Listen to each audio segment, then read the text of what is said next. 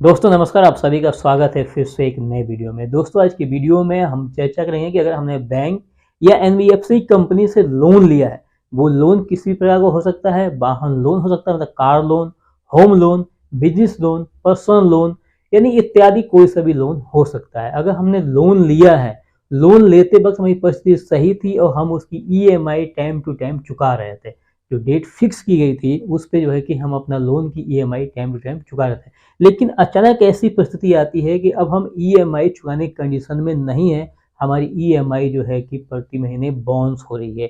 तो आखिर हमें ऐसा कौन सा कदम उठाना चाहिए जिससे कि जब हमारी ईएमआई बाउंस हो रहा है तो हमारे सिविल स्कोर पे फर्क ना पड़े और हमारी ईएमआई बाउंस भी ना हो।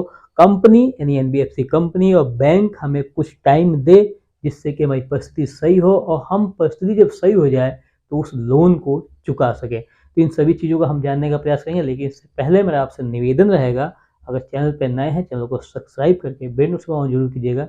जब भी हम कोई वीडियो अपलोड करें उसका नोटिफिकेशन सबसे पहले आप तक पहुँचे, आप उस वीडियो को सबसे पहले देख सकें।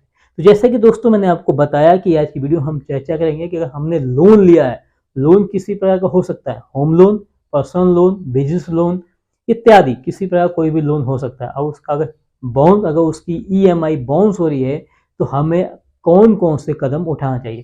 तो सबसे पहले हम आपको बताएं कि आपको जिस बैंक से आपने लोन लिया है या जिस एनबीएफसी कंपनी से लोन लिया है, जिस बैंक या जिस एनबीएफसी कंपनी से आपने लोन लिया है, सबसे पहले उस बैंक मैनेजर को आप सूचित करें। ठीक है, अगर एनबीएफसी कंपनी से आपने लिया है तो इनका भी जगह जगह पे ऑफिस होता है, यहाँ पे मैनेजर होते हैं, उनसे आप जाके संपर्क करें।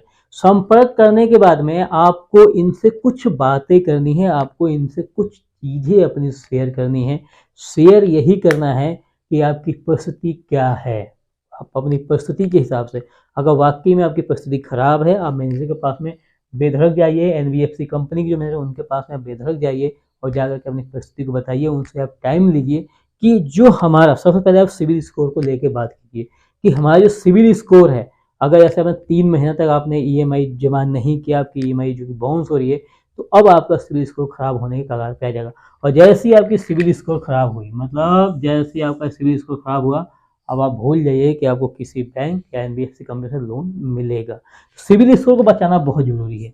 अगर आप सिविल स्कोर बचाने में कामयाब हो जाते हैं तो भविष्य में आपको लोन लेने से कहीं तो कोई परेशानी नहीं होगी। और ये सिविल स्कोर तभी बचेगा जब आप बैंक मैनेजर से या एनबीएफसी कंपनी के मैनेजर से जाके अपनी पूरी समस्याओं को आप बताएंगे। अब समस्या क्या है, वो समस्या आपको, आपकी समस्या है, वो समस्या आपको पता है कि क्या ऐसी समस्या है जिसकी वजह से आप अपनी ईएमआई नहीं चुका पा रहे हैं। उस समस्या को आप पूरे डिटेल से बताइए। अब जब डिटेल से बताते हैं, अगर आपकी समस्या वाजिब है, अगर वाकई में आपकी समस्या है, तो बैंक मैनेजर आपको कुछ समय के लिए टाइम दे देते हैं। अब यहाँ पे बात आता है कि टाइम क्या देंगे।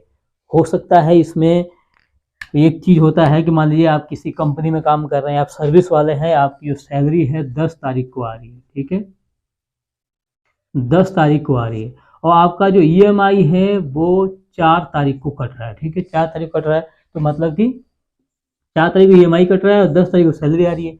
जाहिर सी बात है कि आपका ईएमआई क्या होगा, बाउंस होगा। तो आप यहाँ पे एरियर ईएमआई का ऑप्शन चुन सकते हैं। एरियर ईएमआई क्या होता है? एरियर ईएमआई होता है लास्ट मंथ में जमा होता है।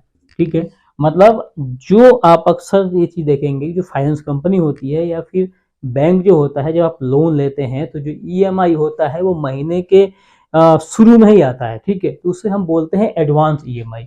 लेकिन अगर आपकी सैलरी जो है कि 4 की जगह पे 10 तारीख को आ रही है, मतलब एक एग्जाम्पल है कि 4 तारीख को ईएमआई कटने वाली है, 10 तारीख को आपकी सैलरी आ रही है, तो आप यहाँ पे जा करके बात कर सकते हैं कि एरियर ईएमआई मुझे प्रदान की जाए, मतलब मुझे दिया जाए। तो इसमें क्या होगा, इसमें ऑप्शन ये होगा कि आप जो है कि महीने के लास्ट में कोई 20 तारीख के बाद में कभी भी किस्त आ सकती है, उसमें आप जो है कि जमा करेंगे। कभी भी का मतलब ये है कि उसमें एक तारीख फिक्स कर दिया जाएगा, उसमें आप जमा कर सकते हैं।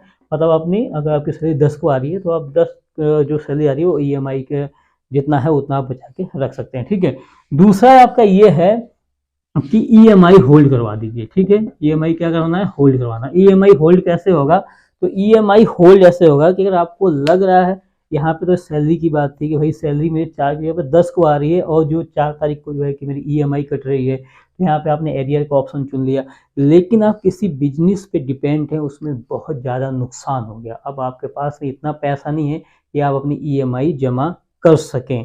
तो यहाँ पे आप अपना ईएमआई होल्ड करने के लिए आवेदन कर सकते हैं, और जब भी आवेदन करें तो लिखित में आवेदन करें, ऐसे आवेदन बिल्कुल भी ना करें। आप बैंक मैनेजर से मिलकर के अपनी पूरी कंडीशन बताइए, आप उनसे एक समय लीजिए लिखित में कि भाई आप अपना एक आवेदन दीजिए कि मेरा जो 3 महीने या 4 महीने में परिस्थिति सही हो जाएगी, जब मेरी परिस्थिति सही हो जाएगी तो मैं आपका जो है ईएमआई चुका दूंगा, ठीक है। तो बैंक वाले क्या करेंगे कि यहाँ पे आपके ईएमआई को होल्ड करने का पूरा ही प्रयास करेंगे, मतलब होल्ड कर दिया जाएगा, ठीक। तो कभी भी दोस्तों अगर आपने चाहे वो एनबीएफसी कंपनी से लिया चाहे वो बैंक से आपने लिया और आपकी परिस्थिति अगर खराब हो जाती है तो आपको उसी बैंक के मैनेजर से जाके मिलना चाहिए, आपको उसी एनबीएफसी कंपनी के मैनेजर जाकर मिलना चाहिए। ऐसा नहीं है कि आप जो है कि डर के घर में बैठ जाएं कि यार कहीं हम बैंक में जाएंगे तो ऐसा ना हो कि हमें वहाँ पकड़ के जो कि बैठा देंगे। आप बैंक के कस्टमर हैं, आपके द्वारा ही बैंक चलता है, ना कि बैंक आपको पकड़ने के लिए बना हुआ है। आपने लोन लिया है तो आप उसको भरेंगे, आपने कोई अपराध नहीं कर दिया है कि आप बैंक में जाएंगे आपको पकड़ के बंद कर दिया जाएगा। अगर आपकी ईएमआई बाउंस होती है, आपका सिविल स्कोर जरूर खराब होगा, सिविल स्कोर अगर खराब होता है तो लोन नाम का जो है चीज़ आप हमेशा हमेशा के लिए भूल जाइए, क्योंकि लोन फिर आपको ना एनबीएफसी कंपनी देगी और ना ही बैंक देगी। मेरा कहने का तात्पर्य और मेरा कहने का उद्देश्य है कि जब भी आप बैंक से लोन लें और लोन लेने के बाद अगर आपकी परिस्थिति खराब हो जाए तो तत्काल बैंक मैनेजर या एनबीएफसी कंपनी जिस कंपनी से हमने लोन लिया है उसके मैनेजर से आप जाकर के संपर्क करें और जाकर अपनी समस्याओं को बताएं। जब आप अपनी समस्याओं को बताते हैं तो बैंक या एनबीएफसी कंपनी के मैनेजर होते हैं ये लोग आपकी मदद करते हैं, ये आपकी मदद के लिए ही बैठे होते हैं। तो उम्मीद करता हूँ जानकारी आपको काफ़ी अच्छी लगेगी। जानकारी अच्छी लगी तो वीडियो को लाइक कीजिएगा, चैनल को सब्सक्राइब कीजिएगा। मिलेंगे नेक्स्ट वीडियो में किसी बेहतरीन टॉपिक के साथ, तब तक के लिए जय हिंद, जय भारत।